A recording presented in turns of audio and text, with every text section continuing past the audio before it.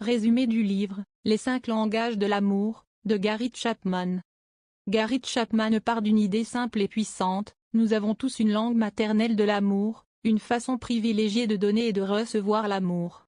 Quand deux personnes ne parlent pas le même langage, elles peuvent s'aimer sincèrement, tout en se sentant pourtant non aimées. Chapman utilise l'image d'un réservoir affectif intérieur. Quand il est plein, on se sent en sécurité, aimé, disponible pour l'autre. Quand il est vide, tout devient source de conflit, de susceptibilité, de distance. Le but d'une relation durable est de garder ce réservoir suffisamment rempli. Pour cela, il affirme que chaque personne a un langage d'amour principal, parfois un secondaire. On a tendance à donner l'amour comme on aimerait le recevoir, ce qui crée des malentendus. Aimer efficacement, c'est apprendre la langue de l'autre, comme on apprend une langue étrangère. L'enjeu n'est donc pas seulement d'aimer, mais de faire sentir l'amour dans le code émotionnel que l'autre comprend. Chapitre 1 – Les 5 langages de l'amour. 1. Langage numéro 1 – Les paroles valorisantes. C'est le langage des mots qui passe par ces 3 choses. Compliment, exemple, tu es important pour moi, j'admire ta patience. Encouragement, exemple, souligner les efforts, soutenir les projets. Paroles de gentillesse, exemple par un ton doux, et par l'absence de sarcasme ou de mépris. Pour ceux qui ont ce langage des paroles valorisantes, une critique blessante peut faire plus de dégâts que 1000 gestes positifs. À l'inverse, quelques mots sincères peuvent remplir le réservoir affectif très vite. 2. Langage numéro 2, le temps de qualité. Ici, l'amour se traduit par une présence pleine et entière, à travers ces 3 choses. Une attention exclusive, comme poser le téléphone, regarder l'autre, écouter vraiment. Des activités partagées, comme marcher ensemble, cuisiner, discuter, sans distraction. Une écoute active, exemple, reformuler ce que l'autre vient de dire, poser des questions, ou encore accueillir les émotions. Ce n'est pas la quantité de temps qui compte, mais la qualité de la présence.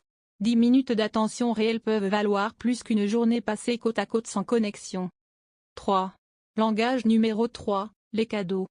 Ce langage n'est pas matérialiste, il s'agit de symboles visibles de l'amour exprimé à travers des cadeaux significatifs, comme un objet choisi avec soin, un souvenir, ou une petite attention. Une valeur symbolique plus qu'économique, comme un dessin, une fleur cueillie, ou une lettre écrite. Ou un message implicite, comme la phrase « J'ai pensé à toi en ton absence ». Pour ceux qui parlent ce langage de cadeaux, l'absence totale de cadeaux sur la durée peut être vécue comme une absence de pensée, donc d'amour. 4. Langage numéro 4, les services rendus. Ici, l'amour se manifeste par les actions concrètes, comme aider dans les tâches quotidiennes, de ménage, de démarche, ou d'organisation. Prendre des initiatives, en réparant quelque chose, en préparant un repas, ou en s'occupant des enfants ou d'un dossier. Ou encore, alléger la charge mentale, comme faire ce qui soulage l'autre sans qu'il ait à le demander. Pour ces personnes, pour qui le langage de l'amour passe par les services rendus, la phrase « je t'aime » se traduit par « je fais quelque chose pour toi ». À l'inverse, la paresse, l'inaction ou le manque de fiabilité sont ressentis comme un désamour. 5. Langage numéro 5, le toucher physique. Ce langage concerne le contact corporel, non sexuel mais aussi sexuel, comme par exemple les gestes du quotidien, par le fait de tenir la main, enlacer, embrasser, poser une main sur l'épaule. La proximité physique, comme s'asseoir côte à côte, se blottir, se prendre dans les bras. Ou encore la sexualité, vécue comme un canal majeur de rapprochement et de connexion émotionnelle. Pour ceux qui ont ce langage de toucher physique, l'absence de contact peut être vécue comme un rejet profond, même si l'autre fait plein de choses par ailleurs. Chapitre 2 – Pourquoi l'amour disparaît-il après la lune de miel? Chapman explique que la phase d'amour romantique, c'est-à-dire l'euphorie du début, est naturelle, mais temporaire. Elle dure en moyenne quelques années, voire quelques mois, puis retombe. Quand cette phase s'apaise, les différences de langage d'amour apparaissent. Chacun revient à ses habitudes, ses blessures, ses attentes. Les malentendus s'accumulent, je fais tant pour toi, et tu ne le vois pas.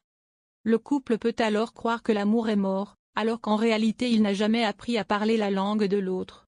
Le livre propose donc une transition, passer de l'amour instinctif à l'amour choisi et conscient.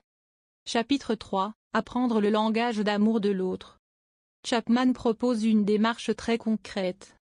Observer, comment l'autre exprime-t-il spontanément son amour? Ce qu'il donne, indique souvent ce qu'il aimerait recevoir.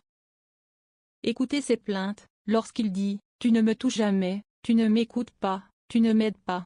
Ces reproches révèlent souvent le langage principal.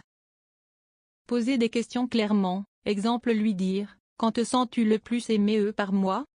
Une fois le langage identifié, il s'agit de poser des actes réguliers dans ce langage, même si ce n'est pas naturel pour soi. C'est là que l'amour devient un choix. Je décide de parler ta langue, parce que tu comptes pour moi.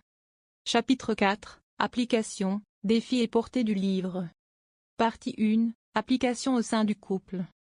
Le livre est centré sur la relation conjugale. Il montre comment les 5 langages peuvent prévenir les conflits, réparer des blessures et raviver un amour qui semblait éteint. Chapman illustre cela par de nombreux cas de couples en crise qui, en apprenant à se parler dans le bon langage, voient leurs relations se transformer. Partie 2 – Au-delà du couple. Même si l'ouvrage vise d'abord les couples, la grille de lecture s'applique aussi aux enfants pour mieux comprendre le langage leur d'amour, aux relations familiales et amicales, au travail, dans une certaine mesure, exemple, la reconnaissance, la valorisation, ou l'attention. Partie 3 – Limites et critiques. Certaines critiques soulignent que le modèle est simplificateur, car l'être humain est plus complexe que 5 catégories. Il peut être utilisé de façon mécanique comme si je coche des cases, sans réelle présence intérieure. Il ne traite pas en profondeur des problématiques plus lourdes, comme des traumas, des violences, ou des dépendances. Mais sa force est justement sa clarté, il offre un langage simple pour parler d'un sujet très subtil. Chapitre 5 – Ce que le livre cherche vraiment à transformer. Au fond, les 5 langages de l'amour ne parlent pas seulement de techniques relationnelles, mais d'un changement de posture intérieure, c'est-à-dire passer de « je donne comme j'aime » à « je donne comme tu peux le recevoir ».